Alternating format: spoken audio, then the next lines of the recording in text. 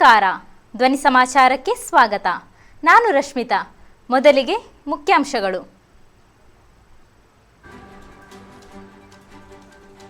ಚಂದ್ರಯಾನ 3 ಭೂಮಿ ಮತ್ತು ಚಂದ್ರನ ಹೊಸ ಚಿತ್ರಗಳನ್ನು ಬಿಡುಗಡೆ ಮಾಡಿದ ಇಸ್ರೋ. ಆರ್ಬಿಐ ಗೃಹ ಸಾಲಕ್ಕೆ ಇನ್ನು ಫಿಕ್ಸೆಡ್ ಬಡ್ಡಿ, ಸಾಲಕ್ಕೆ ನಿರಕು ಬಡ್ಡಿದರ ಅವಕಾಶ. ನವದೆಹಲಿ, ಏರ್ ಇಂಡಿಯಾದ ನೂತನ ಲೋಗೋ ಅನಾವರಣ ಮಾಡಿದ ಟಾಟಾ ಸಂಸ್ಥೆ.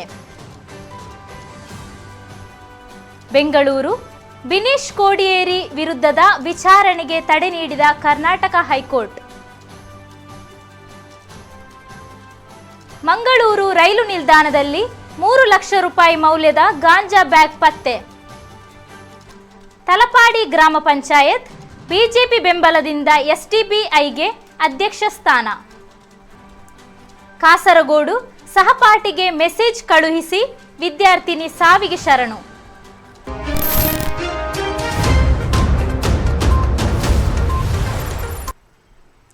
ಚಂದ್ರಯಾನ 3 ಭಾರತೀಯ ಬಾಹ್ಯಾಕಾಶ ಸಂಶೋಧನಾ ಸಂಸ್ಥೆ ಇಸ್ರೋ ಕೆಲವು ದಿನಗಳ ನಂತರ ಗುರುವಾರ ಮತ್ತೆ 2 ಚಿತ್ರಗಳನ್ನು ಬಿಡುಗಡೆ ಮಾಡಿದೆ. ಚಂದ್ರನ ಆರ್ಬಿಟರ್ ಅಳವಡಿಕೆಯ ಸಮಯದಲ್ಲಿ ತೆಗೆದ ಮೊದಲ ಚಿತ್ರ ಇದಾಗಿದೆ.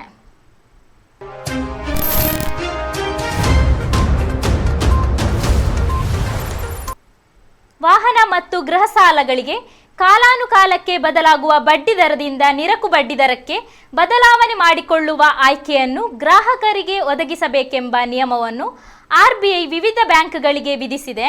ಈ ನಿಯಮ ಹಾಲಿ ಇರುವ ಮತ್ತು ಹೊಸದಾಗಿ ಪಡೆಯಲಿರುವ ಸಾಲಗಳಿಗೆ ಅನ್ವಯವಾಗಲಿದೆ.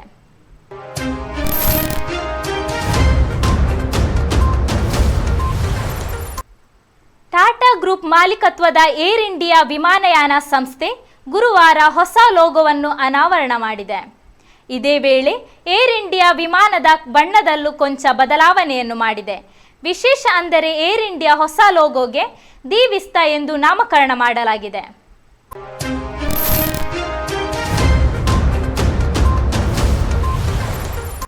ಗ್ರಾಮ ಸಭೆಯಲ್ಲಿ ಗ್ರಾಮಸ್ಥರ ಪ್ರಶ್ನೆಗೆ ಉತ್ತರಿಸುವ ವೇಳೆ ವೈದ್ಯಾಧಿಕಾರಿಯೊಬ್ಬರು ಕುಸಿದು ಬಿದ್ದು ಆಸ್ಪತ್ರೆಗೆ ದಾಖಲಾದ ಘಟನೆ ಬುಧವಾರ ಉಪ್ಪಿನಂಗಡಿಯ ನೆಲ್ಯಾಡಿ ಗೋಳಿತ್ತೊಟ್ಟು ಗ್ರಾಮ ಸಭೆಯಲ್ಲಿ ನಡೆದಿದೆ.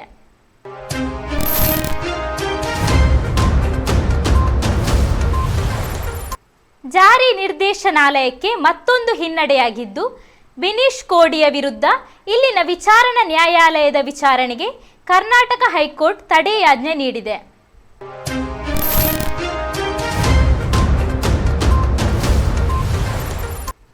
ಮಾಜಿ ಕಾರ್ಪೊರೇಟರ್ ಪುತ್ರ ಗೌತಮ್ ಎಂಬವರು ಮನೆಯಲ್ಲಿ ನೇಣು ಬಿಗಿದುಕೊಂಡು ಆತ್ಮಹತ್ಯೆ ಮಾಡಿಕೊಂಡಿರುವ ಘಟನೆ ಬೆಂಗಳೂರು ಚಂದ್ರ ಲೇಔಟ್ ಠಾಣೆ ವ್ಯಾಪ್ತಿಯಲ್ಲಿ ಗುರುವಾರ ಮಧ್ಯಾಹ್ನ ನಡೆದಿದೆ.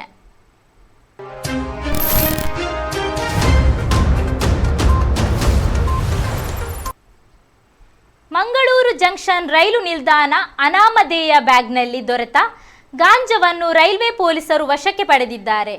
ರೈಲು ನಿಲ್ದಾಣದ 2ನೇ ಪ್ಲಾಟ್ಫಾರ್ಮ್ನಲ್ಲಿ ಗುರುವಾರ ಕಾರವಾರ ಯಶವಂತಪುರ ಎಕ್ಸ್ಪ್ರೆಸ್ ರೈಲಿನಲ್ಲಿ 3,16,650 ರೂಪಾಯಿ ಮೌಲ್ಯದ 6.33 ಕೆಜಿ ತೂಕದ ಒಣ ಗಾಂಜಾ ಪತ್ತೆಯಾಗಿದೆ. ರೈಲಿನ ನಿಯಮಿತ ತಪಾಸಣೆ ವೇಳೆ ಪತ್ತೆಯಾದ ಅನಾಮಧೇಯ ಬ್ಯಾಗ್ನಲ್ಲಿ ಗಾಂಜಾ ಕಂಡುಬಂದಿದೆ.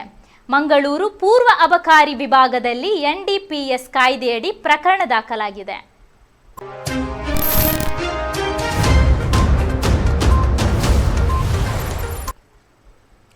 ಪಾದಚಾರಿಗೆ ಸ್ಕೂಟಿಯೊಂದು ಡಿಕ್ಕಿ ಹೊಡೆದು ಎಸ್ಕೇಪ್ ಆಗಿರುವ ಘಟನೆ ಇದೀಗ ದಕ್ಷಿಣ ಕನ್ನಡ ಜಿಲ್ಲೆಯ ಸುಳ್ಯ ತಾಲೂಕಿನ ಕಲ್ಲುಗುಂಡಿಯಲ್ಲಿ ನಡೆದಿದೆ.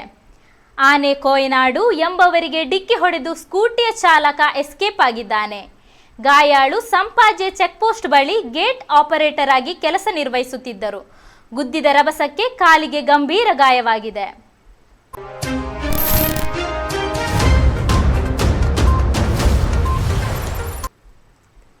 ಕೆಎಸ್ಆರ್ಟಿಸಿ ಬಸ್ ಹಾಗೂ ಬೈಕ್ ನಡುವೆ ಡಿಕ್ಕಿ ಹೊಡೆದ ಪರಿಣಾಮವಾಗಿ ಬೈಕ್ ಸವಾರ ಗಾಯಗೊಂಡು ಮಂಗಳೂರು ಖಾಸಗಿ ಆಸ್ಪತ್ರೆಗೆ ದಾಖಲಾದ ಘಟನೆ ಬಂಟ್ವಾಳ ಬೈಪಾಸ್ ಜಂಕ್ಷನ್ ಎಂಬಲ್ಲಿ ನಡೆದಿದೆ. ರಾಯಿ ನಿವಾಸಿ ಫ್ರಾನ್ಸಿಸ್ ಲೋಬೋ ಗಾಯಗೊಂಡ ವ್ಯಕ್ತಿ. ಫ್ರಾನ್ಸಿಸ್ ಲೋಬೋ ಅವರು ಬಂಟ್ವಾಳ ಪೇಟೆ ಕಡೆಯಿಂದ ಮೂಡಬಿದ್ರೆಯ ಕಡೆ ಹೋಗುವ ವೇಳೆ 4 ಮಾರ್ಗ ಕೂಡುವ ಬೈಪಾಸ್ ಜಂಕ್ಷನ್ನಲ್ಲಿ ಅಪಘಾತ ನಡೆದಿದೆ. ಅಪಘಾತ ನಡೆದ ಸ್ಥಳದಲ್ಲಿ ಮೆಲ್ಕಾರ್ ಟ್ರಾಫಿಕ್ ಪೊಲೀಸರು ಭೇಟಿ ನೀಡಿದ್ದು ಪ್ರಕರಣ ದಾಖಲಿಸಿಕೊಂಡಿದ್ದಾರೆ.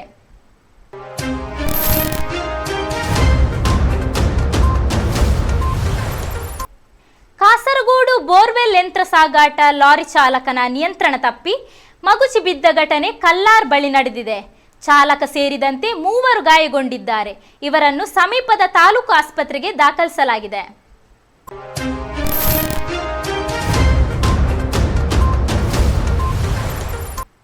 ತಲಪಾಡಿ ಗ್ರಾಮ ಪಂಚಾಯಿತಿಯ 2ನೇ ಅವಧಿಗೆ ಎಸ್ಡಿಪಿಐ ಬೆಂಬಲಿತ ಟಿ ಇಸ್ಮಾಯಿಲ್ ಅಧ್ಯಕ್ಷರಾಗಿ, ಬಿಜೆಪಿ ಬೆಂಬಲಿತ ಪುಷ್ಪಾವತಿ ಶೆಟ್ಟಿ ಉಪಾಧ್ಯಕ್ಷೆಯಾಗಿ ಅವಿರೋಧವಾಗಿ ಆಯ್ಕೆಯಾದವರು.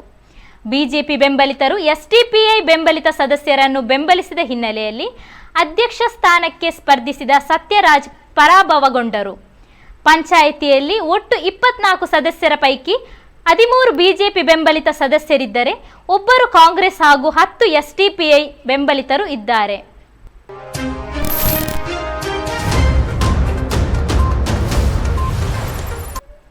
ಯುವತಿಯೋರ್ವಳು ನೇಣು ಬಿಗಿದು ಆತ್ಮಹತ್ಯೆ ಮಾಡಿಕೊಂಡ ಘಟನೆ ಕಾಸರಗೋಡು ಮೈಲಾಟಿ ಬಳಿ ನಡೆದಿದೆ. ಮೈಲಾಟಿ ಎಕ್ಕುಲ್ನ ನೀತು ಕೃಷ್ಣ ಮೃತಪಟ್ಟವರು. ತನ್ನ ಸಹಪಾಠಿಗೆ ವಾಟ್ಸಪ್ ಸಂದೇಶ ಕಳುಹಿಸಿ ಈಕೆ ಈ ಕೃತ್ಯ ನಡೆಸಿದ್ದಾಳೆ. ಸಂದೇಶ ಲಭಿಸಿದ ಕೂಡಲೇ ಸಹಪಾಠಿ ಈಕೆಯ ಮೊಬೈಲ್ಗೆ ಕರೆ ಮಾಡಿದಾಗ ರಿಸೀವ್ ಮಾಡದಿದ್ದುದರಿಂದ ಸಂಬಂಧಿಕರಿಗೆ ಮಾಹಿತಿ ನೀಡಿದ್ದು, ಇದರಿಂದ ಸಂಬಂಧಿಕರು ಮನೆಗೆ ತಲುಪಿದಾಗ ನೇಣು ಬಿಗಿದಿರುವುದು ಕಂಡುಬಂದಿದೆ. ಬೇಕಲ ಠಾಣಾ ಪೊಲೀಸರು ಪ್ರಕರಣ ದಾಖಲಿಸಿಕೊಂಡಿದ್ದಾರೆ.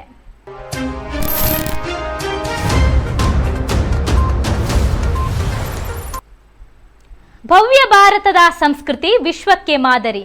ಋಷಿಮುನಿಗಳ ತಪಸ್ಸಿನ ಫಲ ಭರತನ ಭಾರತವು ಭಾರತವಾಗಿಯೇ ಇಂದಿಗೂ ಉಳಿದಿರುವುದು. ವೇದಗಳು, ರಾಮಾಯಣ, ಮಹಾಭಾರತ, ಭಗವದ್ಗೀತೆಯಂತಹ ಪೂಜನೀಯ ಗ್ರಂಥಗಳು ಭರತ ಭೂಮಿಗೆ ಇಂದಿಗೂ ಮೆರುಗು ನೀಡುತ್ತಿದೆ. ವಿದೇಶಿಯರು ನಮ್ಮ ಭಾರತ ಸಂಸ್ಕೃತಿ, ಸಂಪ್ರದಾಯ, ವಿಚಾರಗಳಿಗೆ ಮಾರು ಹೋಗುತ್ತಿರುವಾಗ ನಮ್ಮ ಯುವ ಪೀಳಿಗೆ ವಿದೇಶಿ ಸಂಸ್ಕೃತಿಯನ್ನು ತಮ್ಮದಾಗಿಸುವ ತವಕದಲ್ಲಿದ್ದಾರೆ. ಅದೆಷ್ಟು ಯುವ ಪೀಳಿಗೆಗೆ ರಾಮಾಯಣ, ಮಹಾಭಾರತ, ಭಗವದ್ಗೀತೆಯ ಬಗ್ಗೆ ಗೊತ್ತು ಹೇಳಿ. ಅದನ್ನು ಹೇಳಿಕೊಡುವ ಹೊಣೆಯಾಗಲಿ, ಕೇಳಿಕೊಳ್ಳುವ ಮನಸ್ಸಾಗಲಿ, ತಿಳಿದುಕೊಳ್ಳುವ ಇಚ್ಛೆಯಾಗಲಿ ಅದೆಷ್ಟು ಯುವ ಪೀಳಿಗೆಗೆ ಇದೆ ಹೇಳಿ. ಅಂತಹ ಯುವ ಪೀಳಿಗೆಗೆ ವೈರುಧ್ಯವಾಗಿ ಇಲ್ಲೊಂದು ಮುದ್ದು ಕಂದಮ್ಮ ತನ್ನ ತೊದಲು ನುಡಿಯಲ್ಲಿ ಸುಂದರವಾಗಿ ರಾಮಾಯಣ ಕಥೆಯನ್ನು ಹೇಳುವ ವಿಡಿಯೋ ಇಂದಿನ ವೈರಲ್ ಸೆಗ್ಮೆಂಟಲ್ಲಿ ನಿಮಗಾಗಿ. ಇದರೊಂದಿಗೆ ಇಂದಿನ ಸಮಾಚಾರವನ್ನು ಮುಕ್ತಾಯಗೊಳಿಸುತ್ತಿದ್ದೇನೆ. ನಿರಂತರ ಸುದ್ದಿಗಾಗಿ ವೀಕ್ಷಿಸಿ ನಿಮ್ಮ ಧ್ವನಿ ಮೀಡಿಯಾ. देखो ये मेरी दुर्गा माता है, ये मेरे हनुमान जी, ये मेरे राम जी। तीनों साथ के अपनी स्टोरी सुनाओ। हाँ, आप अपने तीनों फ्रेंड्स की स्टोरी सुनाओ। मैं हनुमान जी होते हैं, एक सीता माता होती है, एक राम जी होते हैं। ओके। वो वनवास पे जाते हैं। वनवास पे जाते फिर हैं। क्या होता है? सीता माता को रावण उठा ले जाता है। ओह। फिर राम जी हनुमान जी से पूछते हैं, प्लीज मेरी सीता माता की हेल्प कर दो। फिर क्या होता है? फिर लंका में जाते मिल जाती है। सीता माता मिल जाती है। अरे वाह। फिर क्या होता है? सारे राक्षस आते और रावण को भेज देते हैं। पता है कौन? हनुमान जी।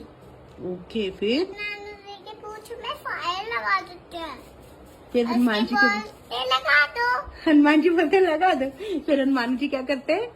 हनुमान जी लंका में ही हाथ लगा देते हैं। ओके। फिर राम जी आते हैं, लंका में भेज देते हैं और अपने घर ले जाते हैं। किसको घर ले जाते हैं? सीता माता को।